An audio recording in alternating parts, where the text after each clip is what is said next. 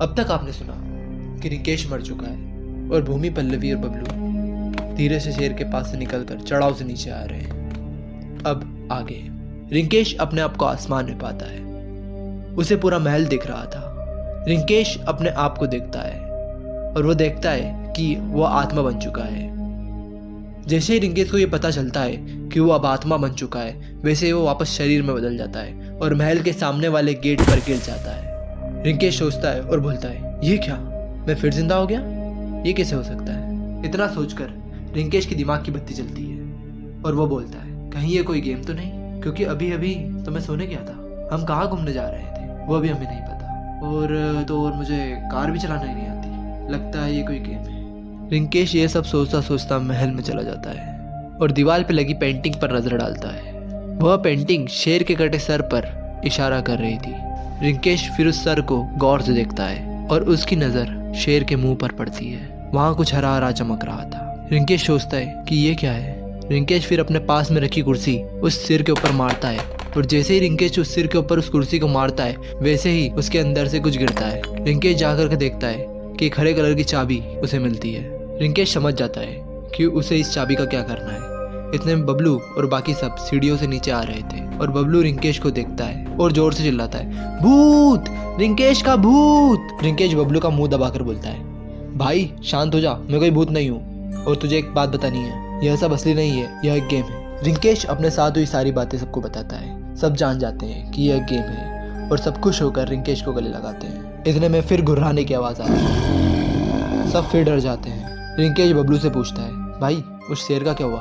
बबलू बोलता है कि तुम्हें खाने के बाद वो गहरी नींद में सो गया था। रिंकेश को थोड़ा अजीब लगता है। वो हिचकिचाकर बोलता है, अबे यार चल छोड़, ये देख मेरे पास क्या है। रिंकेश सबको वो चाबी दिखाता है।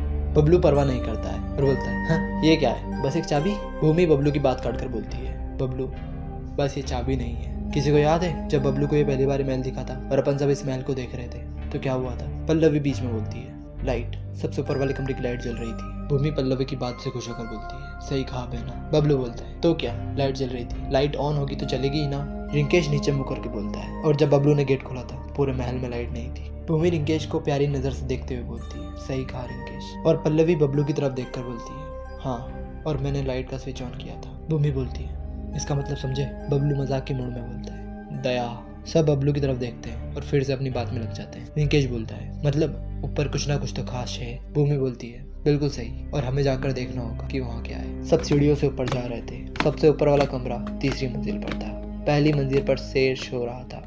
सब एक घुमावदार चढ़ाव को चढ़ रहे थे। जैसे ही चढ़ाव खत्म होती है, उनके सामने एक दरवाजा आता है जिसके ऊपर कुछ लिखा होता है, बाहर जाने का दरवाजा। और उस गेट पर एक चाबी नहीं बल्कि दो चाबियां लग रही थी और दोनों चाबियों के छेद के आगे एक एक पहेली लिखी हुई। पहली वाली पहेली में लिखा था, शेर के अंदर से निकाली गई हूँ मैं, निकाली गई हूँ मैं किसी के इशारे से, लगाए इस चाबी को वही जो प्यार करे तारे से। और दूसरी पहेली में लिखा था, शेर के अंदर से निकाली गई हूँ मैं अंदर शेर के, लगाए इस चाबी को वही जिसने आजाद किया हो मुझे शेर से। रिंकेश थोड़ा सोचकर बोलता है, निकाली गई हूँ मैं किसी के इशारे से। मैं समझ गया।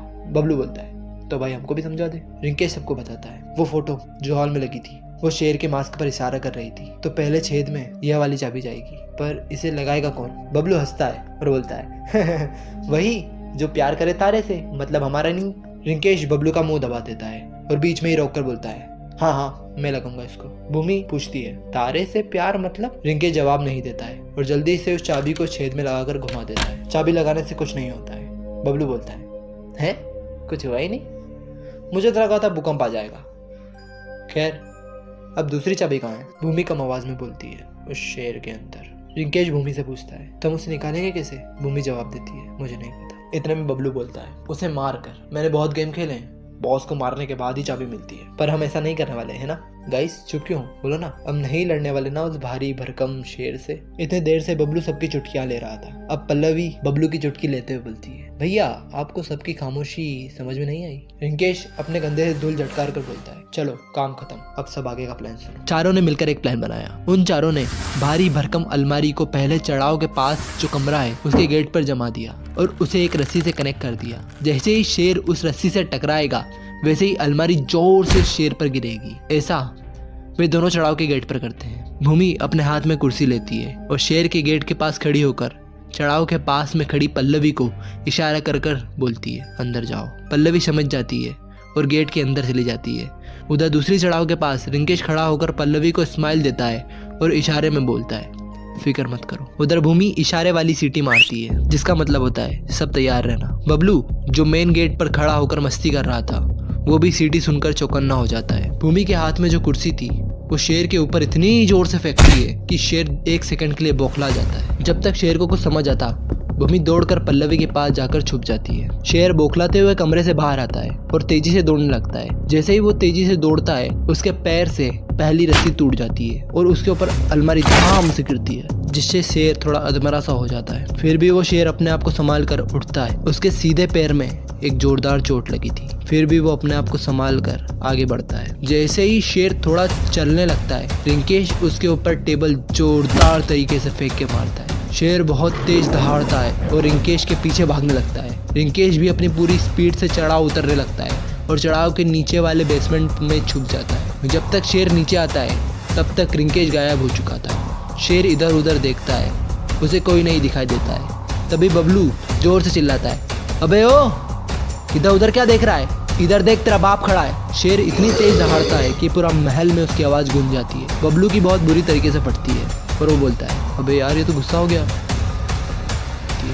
इतना कहकर बबलू इतनी तेज भागता है जिसका कोई जवाब नहीं होता है। ऐसा लगता है मानो उसके अंदर सुपर ह्यूमन एबिलिटी आ गई है। शेर भी बबलू के पीछे भागता है, पर घायल होने के कारण वो उसे पकड़ नहीं पाता है। बबलू भागते भागते नदी के पास पहुंच जाता है। वो देखता है कि नदी का पुल टूट चुका है। वो जैसे तैसे जोरदार छलांग मारता है और उसकी छलांग इतनी अच्छी होती है कि वो उस नदी को पार कर जाता है और नदी पार करके शेर को चिढ़ाता है। शेर भी टूटे हिस्से को पार करने के लिए छलांग लगाता है। शेर को छलांग लगाते देख बबलू के चेहरे का रंग उड़ जाता है। बबलू मन में कहता है, अब तो मैं गया। इतना सोचकर बबलू अपनी आंख मीच लेता है, पर शेर घायल होने के कारण अच्छी तरीके से छलांग नहीं लगा पाता है और किनारे के ऊपर अपना एक उल्टे हाथ का पंजा रखता है। पर नदी का बहाव तेज होने के कारण शेर की कोशिशें नाकामयाब हो जाती है और वो नदी में बह जाता है। जैसे ही बबलू आंख खोलता है, देखता है कि शेर नदी में बह चुका है और एक लाल रोशनी के साथ कोई चीज़ हवा में उड़ रही है। बबलू पास जाता है तो लाल कलर की चाबी और उसके साथ एक शॉटगन हवा में लटक रही थी। बबलू उस शॉटगन को लेता है और उस चाबी को अपनी जेब में रख लेता है और बहुत खुश होता है। रिंकेश, भूमि, पल्लवी दौड़कर पुल के पास आते हैं और चिल्लाकर बबलू से पूछते हैं, बबलू क्या तू ठीक है? बबलू खुश होकर बोलता है, हाँ मैं ठीक हूँ और दोस्तों मुझे चाबी मिल गई है, पर मैं उस पार कैसे आऊँगा? रिंकेश कुछ सोचता है और बोलता है, भाई तू रहने दे, एक काम कर, चाबी फेंक दे, तू वहीं रह। बबलू उदास होकर बोलता है, यार तू ऐसा करेगा मेरे साथ? मुझे यहीं छोड़ेगा? इतने में भूमि बीच में हंसकर बोलती है, बबलू जैसा गया था ना वैसे ही आजा, क्यों उदास हो रहा है? हम अपने दोस्तों को कभी पीछे नहीं छोड़ते। बबलू पीछे की तरफ जाता है और एक जोरदार छलांग मारता है। बबलू की छलांग इतनी अच्छी होती है, ऐसा लगता है मानो उसके अंदर सुपर पावर आ चुकी है। सब खुश होकर एक दूसरे को गले लगाते हैं। बबलू बोलता है, अब कोई नहीं घुर रहा आएगा, अब छोड़ो भी, घर नहीं जाना है क्या? सब बबलू की तारीफ करने लग जाते हैं। बबलू से पूछते हैं, इतनी अच्छी छलांग कैसे लगाई? बबलू सबको बताता है, हर गेम में किसी न किसी के पास कुछ ना कुछ खासियत तो होती है। जब मैं भूमि के इशारे का इंतजार कर रहा था, तब मैंने अपनी खासियत जान ली थी। सब हैरान होकर पूछते हैं, कैसे पहचाना तुमने अपनी शक्तियों को? बबलू बहुत सोचता है, फिर एकदम बोलता है, मुझे भी नहीं पता यार, मैंने कैसे ये सब किया। रिंकेश चढ़ाव मुँह बनाता है और बबलू से बोलता है, अरे यार बबलू, ला वो चाबी मुझे दे, चल इस चाबी को लगा के देखते हैं कुछ होता है कि नहीं। बबलू रिंकेश को वो चाबी दे देता है और सब उस गेट के पास पहुंच जाते हैं। भूमि दूसरे नंबर की पहली पड़ती है। शेर के अंदर से निकली हूँ मैं अंदर शेर के, लगाए इस चाबी को वही जिसने आज़ाद किया हो शेर से, लगाए मुझे वही जिसने आज़ाद किया हो मुझे शेर से, मतलब इस चाबी को बबलू लगाएगा, भूमि बोलती है। बबलू रिंकेश से चाबी छुड़ाता है और कहता है, हट जाओ, इस गेम का हीरो मैं हूँ और मैं तुम सबको आज़ाद करूँगा। इतना कहकर बबलू उस चाबी को लगा देता है। जैसे ही बबलू चाबी लगाता है वैसे ही कुछ नहीं होता है। सब अभी भी उस सपने में ही थे। रिंकेश बोलता है, कुछ गलत तो नहीं हुआ?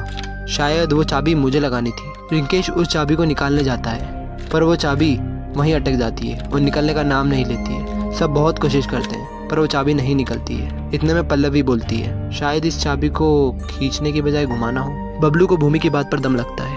बबलू उस चाबी को पकड़ता है और जोर से घुमा देता है। जैसे ही बबलू चाबी घुमाता है, चारों तरफ एक हरी रोशनी फैल जाती है। रिंकेश, सुबह की 10:30 हो रही है, अभी तक तुम सो रहे हो? गर्मी की छुट्टियां हैं, इसका मतलब ये नहीं कि तुम दिन भर सोते रहो। जल्दी से उठ जाओ और नहा लो। और रात को तुमने अपना गेम भी बंद नहीं किया? रिंकेश को उसकी माँ की आवाज़ आती है।